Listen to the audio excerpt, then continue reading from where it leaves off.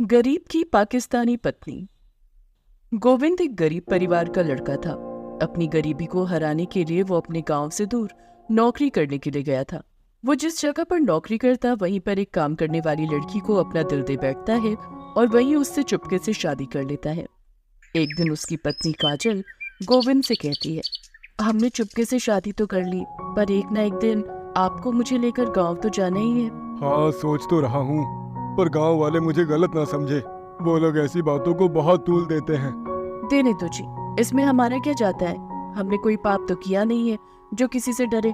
आप मुझे अपने घर ले चलिए, मैं अब अपने घर में रहना चाहती हूँ। गोविंद ने काजल की बात मान ली और डरते हुए उसे गांव ले जाने के लिए राजी हो गया। जब वो अपनी पत्नी के साथ गांव में आया तो गांव वालों को बड़ी हैरानी हुई कि आखिर गोविंद गांव में किसे ले आया। तभी गोविंद के पास गांव के कल्लू चाचा आए और बोले, अरे गोविंद बेटा, ये लड़की कौन है? पहले तो कभी इसे नहीं देखा। चाचा, ये मेरी पत्नी है काजल।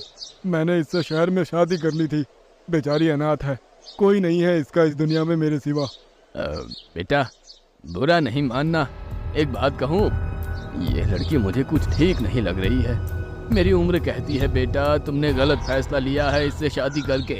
तभी काजल गुस्से में बोल पड़ी, mind your business and go now.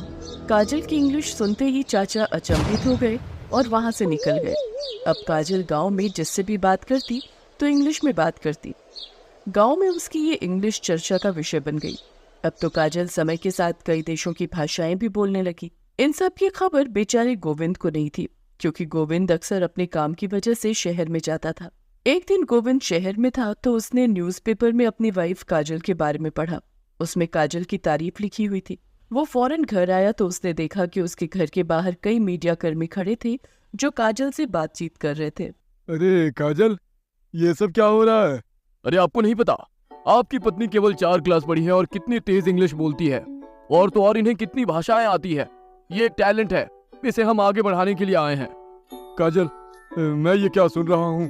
तुम 4 क्लास पढ़ी हो और ये सब कैसे? मुझे इसके बारे में क्यों नहीं बताया कभी? क्या बताती, हम लोग गरीबी से लड़ रहे थे, पर पता नहीं गांव की ये बात आगे कैसे बढ़ गई। चलो, मुझे फेमस होने का मौका तो मिला। अब काजल दिन ब दिन टीवी अखबारों में छपने लगी। गोविंद भी बड़ा खुश था कि उसकी पत्नी नाम कमा रही है। एक दिन की बात है, काजल नहाने गई हुई थी। तभी उसके फोन पर एक फोन आया और वो फोन गोविंद ने उठाया। रजिया, मैं ये क्या सुन रहा हूँ? तू वहाँ इंडिया में जाकर पब्लिसिटी ले रही है, अपने मकसद को भूल गई। गोविंद कुछ समझ नहीं पा रहा था और उसने फोन काट दिया। लेकिन वो फोन फिर बजा और फिर से फोन पर उसी शख्स ने वही शब्द दोहराए। गोविंद कुछ समझ नहीं पा रहा था। तभी काजल आई और बोली, अरे किसका फोन था? किसी टीवी चैनल का था क्या? मुझे इंटरव्यू के लिए बुलाए हैं? नहीं काजल, कोई रजिया रजिया कहकर बुला रहा था, पता नहीं क्या बक रहा था। काजल ने जैसे ही ये बात सुनी तो उसकी आंखें फटी की फटी रह गई और उसने फोन छीन लिया। उसके चेहरे का उड़ा रंग देखकर गोविंद का माथा ठनक चुका था।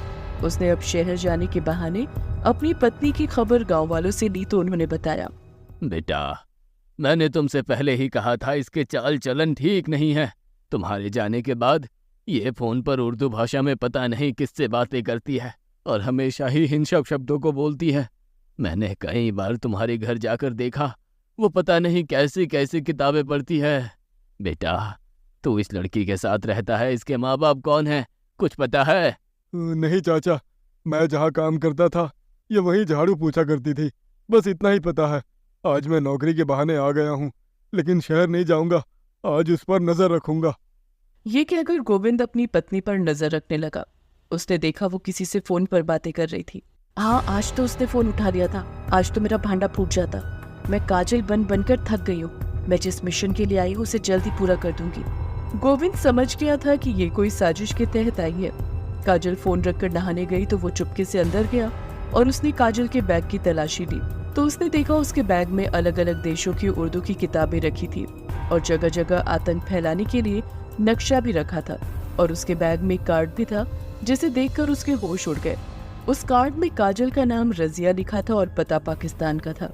ये सब देख उसके पैरों तले जमीन निकल गई। उसे कुछ समझ नहीं आ रहा था कि वो क्या करे। वो वहां से चुपचाप निकल गया और जाकर कल्लू चाचा को इस बारे में बताया तो कल्लू चाचा ने कहा, बेटा, यह तो बहुत खतरनाक है।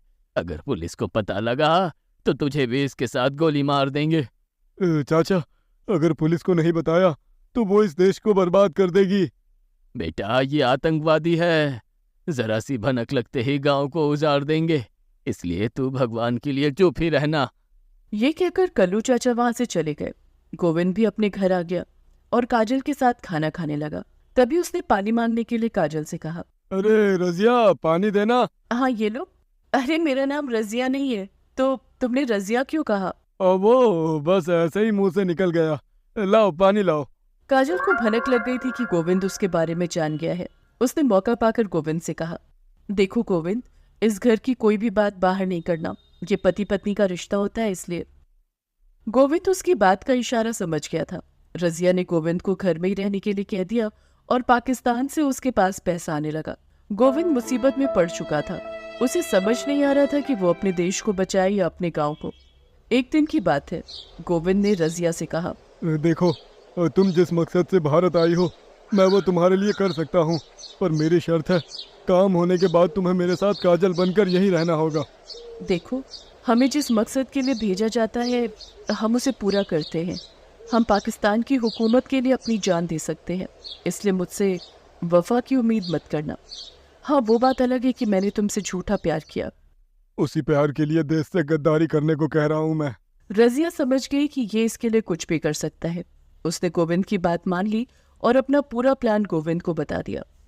रजिया के मकसद को पूरा करने के लिए गोविंद रजिया के साथ शहर आया और जगह जगह आतंक फैलाने के लिए राजी हो गया। गोविंद ने रजिया से कहा, देखो रजिया, आज तुम्हारा मकसद पूरा हो जाएगा। तुम्हारा पाकिस्तान आज जीत जाएगा, इसलिए मेरा वादा मत भूलना। हाँ क्यों नहीं। तभी अचानक पुलिस की गाड़ियों ने दोनों को घेर लिया और पुलिस वाला बोला, सर, आप इधर आ जाइए, अब आपको डरने की कोई जरूरत नहीं है, हमने इस पाकिस्तानी को घेर लिया है। ये सुनकर रजिया की आंखें खुली की खुली रह गई। वो समझ नहीं पाई कि आखिर ये सब क्या हुआ। तब गोविंद ने कहा, ओए पाकिस्तानी, तुझे क्या लगा तू मेरे इस भारत को इस तरह उजाड़ देगी? नहीं, मैंने पहले ही पुलिस को तेरे फोन से फोन कर दिया था। उन्होंने तेरे फोन के सारे लोकेशन पर जाकर सबको पकड़ लिया है और तेरे इरादे को भी मिट्टी में मिला दिया है। तूने जो नाटक किया था उसी नाटक को करके मैंने तुझे यहाँ पहुँचाया है। पुलिस ने रजिया को पकड़ लिया और उसे जेल ले गई। गोविंद की सूझबूझ से आज भारत पर आया बहुत बड़ा खतरा टल गया था। उसे सरकार की तरफ से सम्मानित भी किया गया।